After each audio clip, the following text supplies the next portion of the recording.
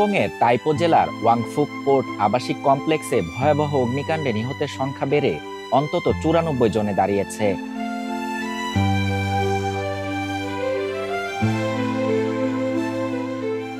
স্থানীয় fire service জানিয়েছে আগুন এখন প্রায় সম্পূর্ণ নিয়ন্ত্রণে আছে।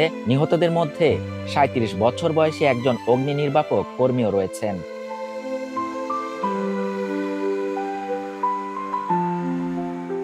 এই ঘটনায় আরো ৭৬ জন আহত হয়েছেন, যাদের মধ্যে ১১ জন ফায়ার সার্ভিসের সদস্য।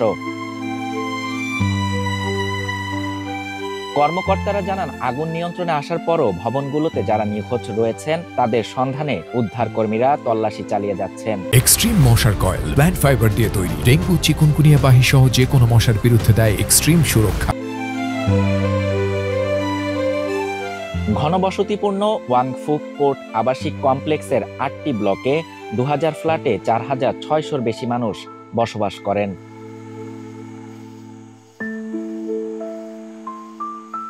কর্তৃপক্ষ জানিয়েছে, অগ্নিকাণ্ডের পর জরুরি ভিত্তিতে খোলা ৮টি আশ্রয় কেন্দ্রে প্রায় ৯০০ বাসিন্দাকে রাখা হয়েছে।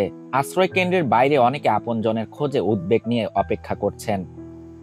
এই ঘটনায় চীনের প্রেসিডেন্ট শি জিনপিং শোক প্রকাশ করেছেন বলে জানিয়েছে রাষ্ট্রীয় সম্প্রচার মাধ্যম সিসিটিভি। শাহরিয়ার শাফাত, বাংলা নিউজ 24।